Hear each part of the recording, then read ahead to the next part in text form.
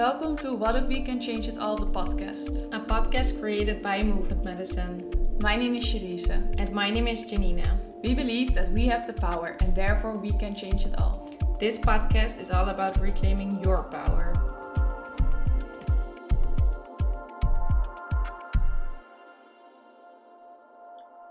Welcome everyone to our next episode. Today we have a very special guest. Her name is Gail and she is the founder of House of Vibrations.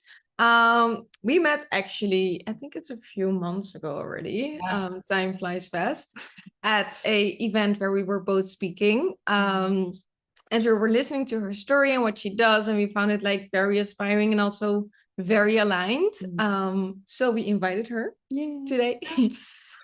Do you mind introducing yourself to our listeners? Hi everyone, my name is Gail Levis. I'm the owner of House of Vibrations. I'm also a sound healer and a holistic therapist, and I created the House of Vibrations to combine those two worlds of sound and therapy to create a holistic platform of mental health care. So that's what House of Vibrations encompasses. Nice. I love that. I'm like this geek for sound and vibrations, and like singing bowls and mixing it with dance. Yeah. So like when I heard you talk, I was like, oh, this is exactly where I want to deepen my knowledge actually as well. And I mean, I know like a little bit of it, but I know you can go there probably in depth. So maybe let's start just, what is sound? I mean, it's a very easy basic question, but then it's also very deep. Yeah. It's a simple question, like what is sound? But the explanation just goes into so many layers of existence actually, because basically sound is just the effect of the pressure differences between high pressure and low pressure and how we experience that in our ears. But it's also the physical translation of energy. It's a translation of light. It's a translation of everything that we can perceive. So that's basically what sound is, and how you can deepen yourself into figuring out what it can be for you. Yeah. And I also think that it's the driving, the motivation of our life. If I can go really deep, because I feel like sound is a universal language. Like we don't have to use words or things or metaphors for explanation, but we can just feel it, and then we can immediately understand what is being propositioned to us. Yeah, I like that. It's like I'm very much into going to simple life right now, and it's like also when you look like years back, like ancient wisdom back, it's really about like movement, sound, breath. That's it, right? So it's energy, and I love that. You have a question? No, I saw you wanted to go, so just go. So can you also tap into the vibration / frequency part, because I think this is very interesting to understand. Yeah. So like sound is let me put it like this. You have music and then you have sound. Music is the compromised or ensembled way of using sound. So you can have like organic sounds, you can have digital sounds, whatever. And those differences in the, let's say, notes that we can hear, that's the frequencies that we have. So, but also frequencies are also directly linked to emotions or states of being. So that's how it's directly interwoven with each other. So let's say you have an 808 beat, which is a very low frequency, but it's also a very grounding frequency. But in emotions, it can be either let's say for sadness or for really grounding, but it can also be for uplifting and releasing certain types of other frequencies that are more prominent in your life. So it's really just how your intention is that really brings up a frequency, and that frequency can be linked to a sound, but that's for per person different. So that's the intricacy of sound. It's really it's so how do you say, wonderful. It's really wonderful to be like into sound and really deepen yourself into it, because for me personally, I've always had this connection with sound. Even as a baby, like there needed to play some type of music for me to fall asleep. And if it was quiet, I would be alert on anything. But when I would hear any sound or just music, I would be quiet and in myself.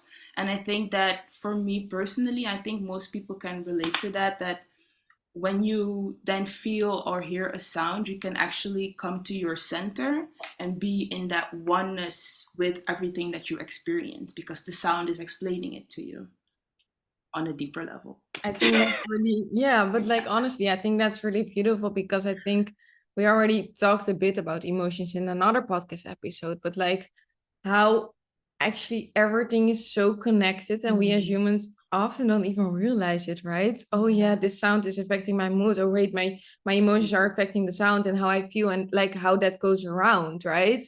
And think it's so beautiful when you fully open yourself up to that, and you're like allowing yourself to actually receive all the messages and receive all the medicine that is in there, because there's a lot. Yep. Yeah, the interesting part is I can remember this so vividly. Like when I was in high school, I had this really, really difficult issue of understanding mathematics, because I didn't see the question that they were asking. Just didn't get it. Like the graphics and all the formulas, I didn't get it. And when I had my second class of the sound engineering school that I did, they were explaining how you can equalize, and that you can have like this sinus wave, or you can have like a saw wave. And I was like, wait a minute, this is mathematics.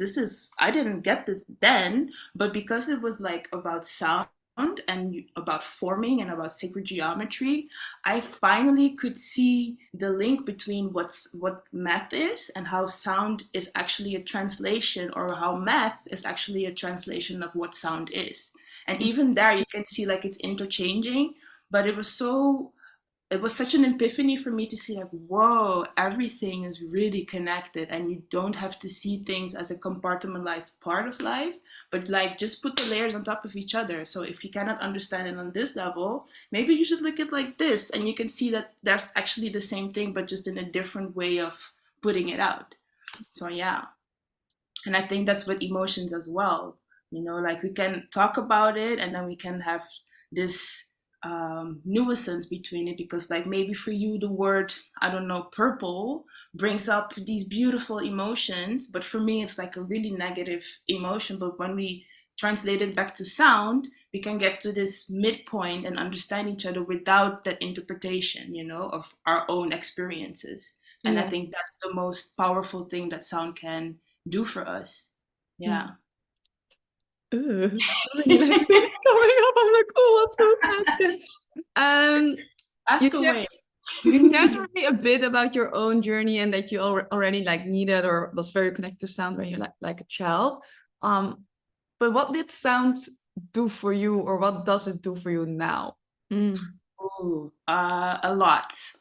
And I don't want to go like into the heaviness of what I've experienced, but I was from the early ages of 7, 8, I experienced abuse, and I didn't know that until I was 21.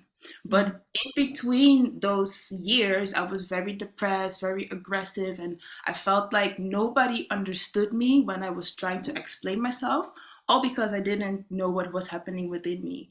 And that was for me difficult to see, and for other people as well. But what I did notice was that when I was surrounded with people, I would be very closed off and very scared and very angry with people. And I didn't know why. And then I was just going to home or sitting with myself and listening to music. And then all those emotions just felt heard, felt seen, felt understood by myself. And for the first years, I didn't know what that was. I was just like, okay, this is just what music does. But then it started to get more to the surface, that when I went into therapy, and my therapist was really a good person, she really helped me a lot. So I was very lucky to have a good person. But I also experienced that she would then ask me questions, and I would be like, hey, that question is, you don't get me. And it would do something to me and make me feel a certain type of way. And then I would go home or just be after the session would be listening to music. And then in that instant moment, I would have this thought like, oh, why is she asking me this? And she don't understand me, and da da da da da da da da. Put some music. Oh, this is what she means. This is what I feel. Oh, da, da, da. And that's how it just actually grew. And it also made me more interested in like, okay, if I listen to music with a certain type of lyrics, that would be like, I'm so hurt and you did this to me and yada yada and life is so pa pa pa, negative or positive, to put it like that, it would still block me from feeling my own emotions, or it would actually push me into a certain state of mind. But when I would listen to just beats or just organic sounds, I would actually get my own inner monologue and be at this surface level of just trying to listen and observe instead of fixing or doing. And that's where I got interested in actually trying to make myself understand sound more. And that's what it did for me. And now I still have moments where I feel like, okay, I don't understand myself, or I feel that people do not understand me. And then I just go to music and just focus on my breathing. And then everything that I was feeling a little bit tight about, or just like not in myself, would then just literally disappear and be this screen of like a canvas of just things. And the sound would like help me figure out what it actually is without my own emotion blocking my view of it. So that's what sound does for me, and that's what I also help people with, to see for themselves. Like, this is what it does for me in a general sense. Just try it out and see what it does for you, and you will figure out your own questions and get the answers from within instead of seeking it in the external world.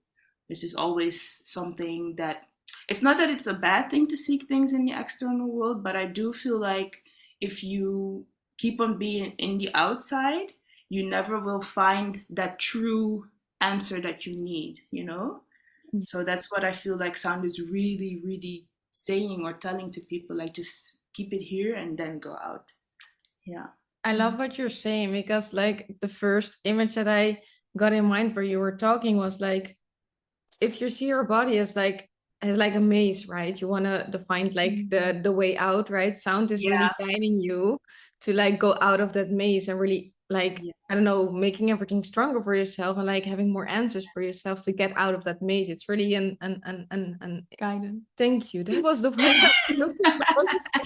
It's like, what's this? it's really a guidance of like how to get unstuck, or like how to get like out of your head and into your body, right? And out of your emotions sometimes. So I think it's good. Yeah, and like to go into the science part of that is like we are made of more than, like, let's say 80% water, and sound and water, like, they go hand in hand, And also the thing is, like, our water molecules, water is an organism that lives and it remembers everything. So keep that in mind. It remembers everything, so even the beginning of time. So when you listen to certain sounds, the water molecules actually go into this resonance with certain frequencies, and then you get like this entrainment, which also helps the how do you call it, the nitric oxide process of your cells get more intense, and you release all those stagnant energy of those molecules. And that's actually the release that we then feel when we listen to music or start to focus on our breathing. And that helps you to get more into this flow, because our bodies are literally antennas, organic antennas, and we get energy from our head in and also from the earth in. And when you focus on that whole motion, you actually can do this process of letting it out instead of keeping everything in. And when you know that, you can do that with any type of form of meditation or whatever, movement. But when you don't, sound is the first thing that can help you with that, with that realization. So that's amazing. Really about unblocking the stagnant energy and creating this flow again, because I think we forget how much stagnant energy we actually have in our bodies and how easy it is to develop it in our bodies, right? Yeah. And when we start understanding that and using sound and movement and all of these tools, it's also creating more space in our body. So it's also easier to receive and to like be in our own power, basically. And yeah, sometimes we forget the importance of all of that. Yeah. Like fun fact, when I was unaware of my abuse and all those things, and I was really depressed and suicidal, I would have so much body aches, especially in my low back and in my neck. And it would get more intense, and I would go to the doctor, I would go to the hospital, and they were like, yeah, well, we can't find anything. There's nothing really wrong. You do have scoliosis, but it's not that much, and yada, yada, yada. And then one clinic said to me, like, yeah, your issues are psychosomatic. And I was like, what's that fancy word? You know? And I did some research about it, and I was like, so my feelings are actually controlling my body, but my body is also controlling my feelings. Haha, that is making sense. And also, like, when you then go into this knowing of that, you can use your meditation or your, for me, sound to actually release that and actually feel those stagnant places in your body that keep those emotions stuck there, because your back is about trust and feeling safe, which I didn't have at that time. So I got to actually feel that again for myself, that safety and that security through sound. And actually now I almost don't have any issue with my body or any pains. So it's actually really intricate to see how that knowing of simplicity of yourself and listening to sound or doing some type of meditation or movement can actually help that process of release as well. Yeah, and make you aware of like, hey, if I have certain thoughts and then I have a certain pain in my body, maybe it's related. Maybe I can work on the thought instead of just being in pain in my body, you know? So that's for me important as well, because most people would go to medicine, like pharmaceutical medicine. Not gonna say that it's a wrong thing, but, and that's a big but, it's only like fixing the symptoms, not the problem, you know, or not the roots. So yeah. That's for me, it's also like a very big dot to like keep on reminding myself and other people, you know? Yeah. I love that you tapped into that. We talk about this a lot, actually. Yeah. It's like something that we're both very passionate about. And what Same. I learned during my studies is that, like, what we don't really realize is that our body actually does those things to protect ourselves, right? Yeah. And, the methodology that I learned, we call it the trapped emotion. So it's literally an emotion that you save for later because now you can't deal with it, right? Exactly so that. You have like all these, my sister describes it as ice cubes. Thank you. I was like, yeah, oh my God. I see it as Tetris. Exactly.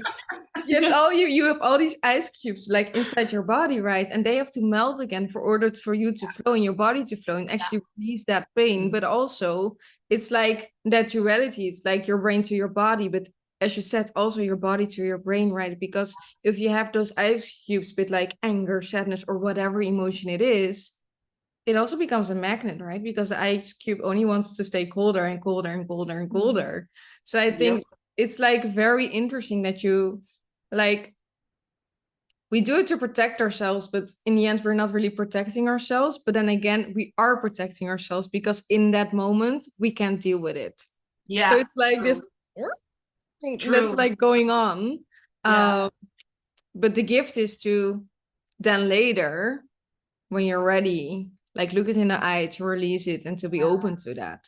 Yeah, definitely. And I think the most pivotal thing about that is to realize that yes, you have done it in the past, maybe in your younger years, in your early stages of life, to protect yourself from a disappointment or a physical hurt or a mental hurt or an emotional disappointment, whatever. But that was then. And then, of course, your system, when you, let me say it like this, from the first year, or actually from conception till 7, you're like this blank canvas. So everything that happens, you take as, oh, this is the norm.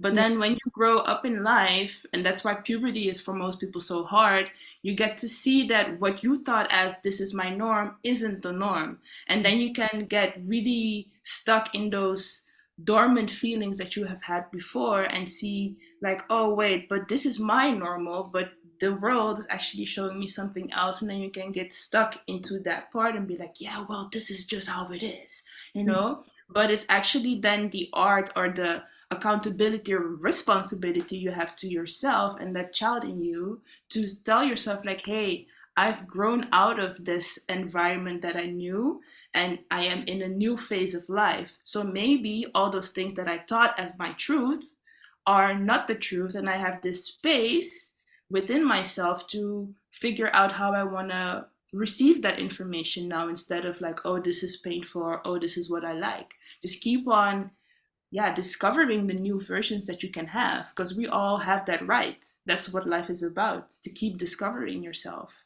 Yeah. I also wanted to tap in what you shared before. It's more connected to that, but in shamanic energy, we work with like different levels, and it's actually in like a lot of modalities.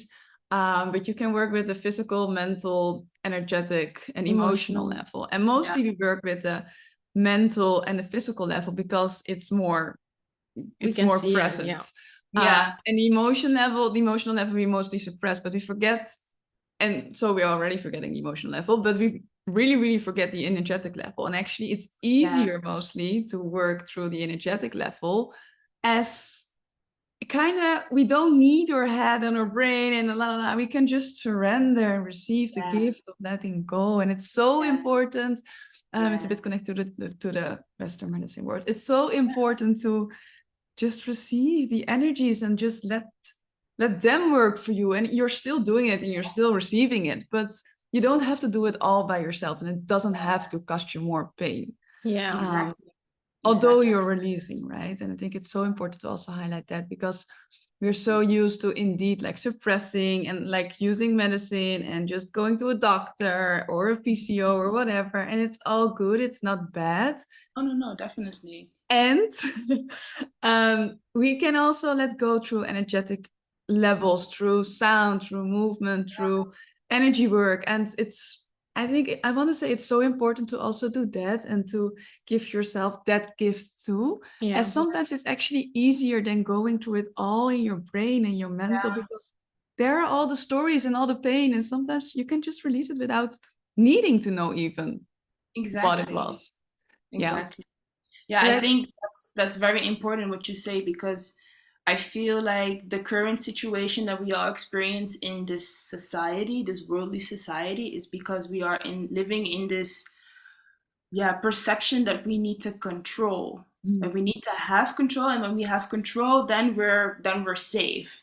But and yes, that's on some levels that's true, but we cannot control life. We need to live it. We need to experience it. We need to receive what has been given to us and then just process it and respond to it, you know? And I think that when we grow up, we are being taught that when you do this, this happens. And when that happens, you do this, which create this belief of whatever I do is cause and effect, you know? And that's true on a basic level, but it's more about like how you feel and how you respond to what you receive. That's gonna flow and that's gonna cause things. And the action that you have to take is just observe. That's the thing. But I feel like that's so hard for people now, because we're so in that, okay, I need to do this and I need to do that. And when you then tell people like, Paul, do you have to do all those things? They're like, yeah, actually I don't, but what do I do? And then for them to step down and be like, no, you don't have to do anything. Just listen to yourself and just observe. And then you can just react to that, you know? And that's what I try to make people experience with, bijvoorbeeld, example, the sound services. It's like people are like, okay, but what do we do then? I'm like, no, you don't have to do anything. Just listen and sit and just experience. And then you will figure out what happens, you know? And that's I think the most beautiful part of the work that I do, is that people come with a certain type of like, okay, this is gonna happen, this expectation. And then they go through the process or go to the moment and they were like, well, actually, we didn't do anything, but so much is being transpired and happening and just released. And then I'm like, yeah, well, just place this, what you experienced here, on the rest of your life. And then you'll just flow through it. Yeah. I love that. You shared something about you can't get triggered, you let yourself get triggered, and we were like, yes. But maybe you can highlight what you meant by that. Yeah. So that comes back to the thing of control, right? It's like, it's funny actually, because most people are like, yeah, well, I control the things in my life. But then when adversities happen, they're like, yeah, well, something happened that I didn't know, and now I feel this way. And then I'm like, that's cute.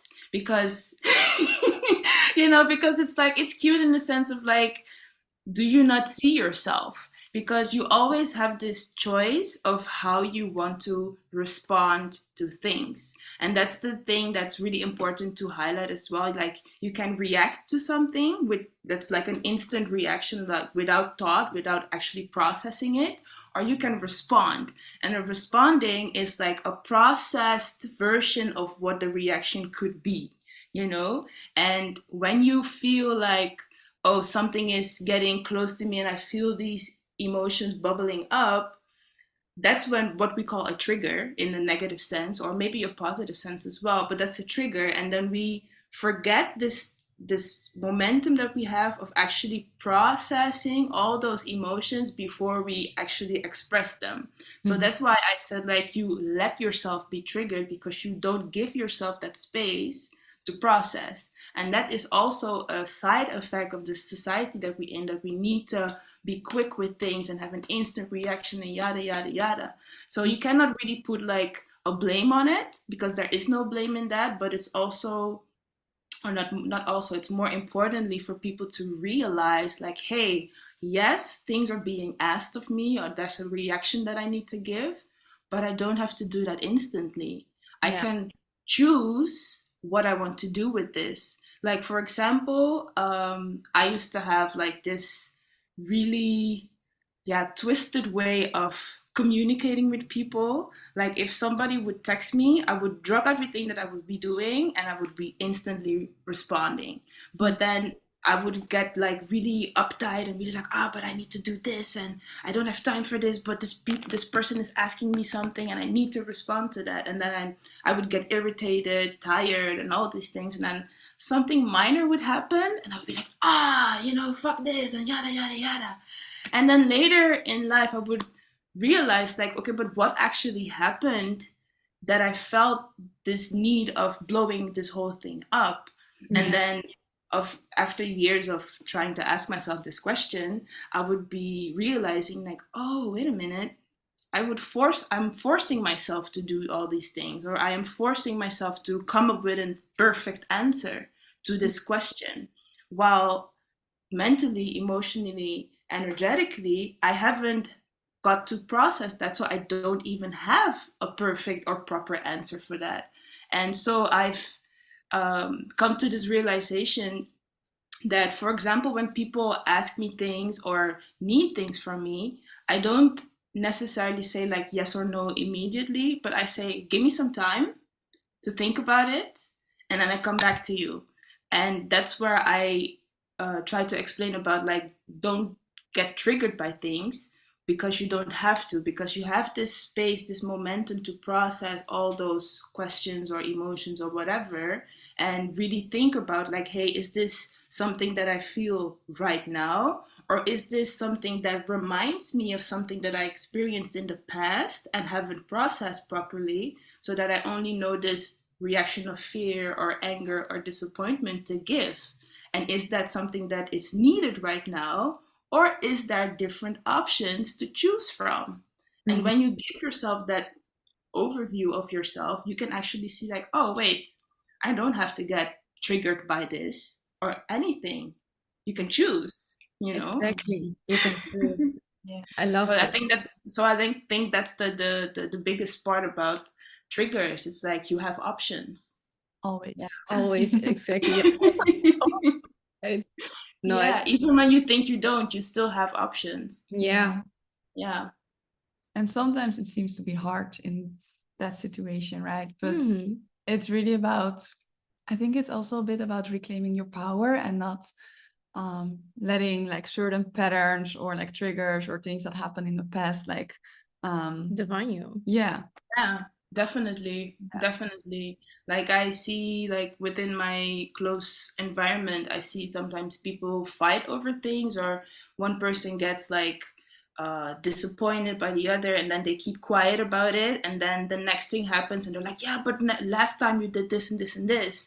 And I'm like, wow, so you kept that feelings for so long, didn't say anything about it, and then this person comes to you nicely, quote unquote, and then you just blow up in their face. And I understand why, but I find it so interesting for those people that they haven't got that understanding with themselves, like, hey, you can actually say that you feel some type of way without, you know, like starting a fight or disappointing the other person or imposing your hurt on the other person, you know?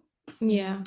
So that's I think that's so beautiful to see when you then actually point that out to people and they start to realize, oh wait, yeah, I'm actually reacting because something other than what happened this time, but maybe more back into the past happened, and I still am there.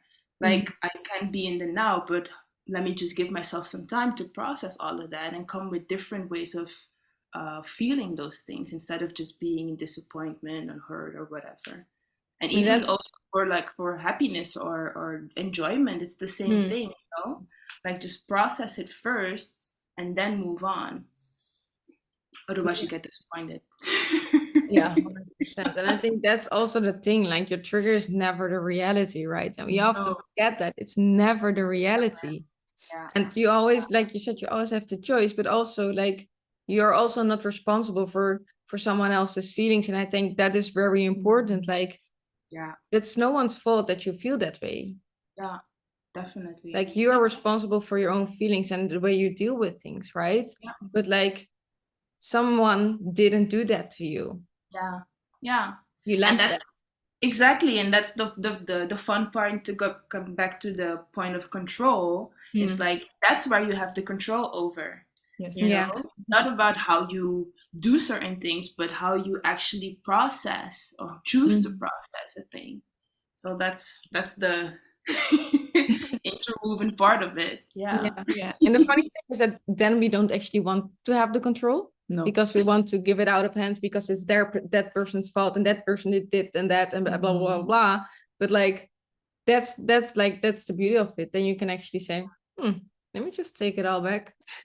Let me just like Exactly. reclaim that power and like do what I want to do and like process how I Exactly. need to process it. Yeah, exactly. And I think also for the people who are listening and understanding, like, okay, I see myself in this, don't judge yourself for when you see, like, oh, I have reacted or from a trigger. Don't judge yourself because you're only capable of understanding things when you're ready for them.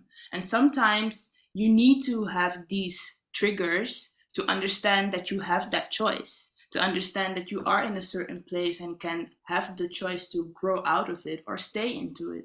You know, because like for me, even I'm not perfect. I'm not like this saint who knows everything and I'm never triggered and yada yada. I still have my thing, but I learn them or I make those reactions from a trigger, and then I see like, oh wait, that was me being triggered, and then I can give myself that love in that moment or that understanding in that moment, like, aha, so here I'm still hurt. What level is this? Is this mental? Is this emotional? Is it physical? Is it energetic?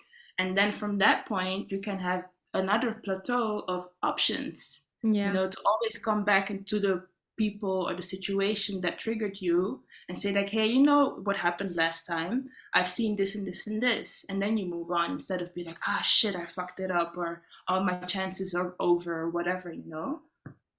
So that's, I feel like also very important to highlight, like, don't judge yourself. No. No, but no, and still also you're human, right? So Yeah. although we know for quite some time, we still get it. And that's also Yeah. okay. It's a Definitely. learning process, and you'll never be 100% healed and amazing. I mean, you're always, but you're never like 100% doing everything correct. Yeah. Yeah, I agree. So looking at the time, Yeah. we would love to ask you the ultimate tip for our listeners. Yeah, the ultimate tip that I have actually just came to me. It's about like keep on questioning, like always question why you feel certain things, always question why you think certain things or why you perceive certain things in the way that you do, because it will bring you to the center of yourself. And within that centeredness, you can actually have this 360 view of what is happening and then relay all that information to a basic level of feeling. And from that feeling, you get the answer that you are seeking or needing or looking for. Yeah. So that's my tip. So how can people find you? People can find me on Instagram or on my website, The House of Vibrations. My Instagram handle is The House of Vibrations, and my website is houseofvibrations.org. You can also find me on Facebook under the same name, and at Cabra, the holistic health paradise that we have in Amsterdam, the East, where I do my monthly full moon sessions, but also one-on-one treatments. So come to me if you have questions or want to explore yourself through sound. Nice. Yeah. We will put all your details in the description. Whoa. Awesome. When your mind goes faster than your mouth is like, Yep. I'm not Eminem. We will put everything there so people can find you. We both really want to thank you for this conversation. Thank you for inviting me. It was really nice. Yeah. We already felt beforehand that we would have like a lot to talk about and that we will be very aligned. So thank you so much. Yes. Anything else? We have we have a free event coming up the end of August, and so you can find it on our Instagrams and on I will check it our out. website. So yeah, like we need to share that. Yeah, too. we need to share. Okay. I will also put that in this description. Thank you. High energy coming out of our bodies. So thank you all so much for listening again. I hope this was very inspiring. And that's it. We will be back next week. Yeah. Bye bye. Bye bye.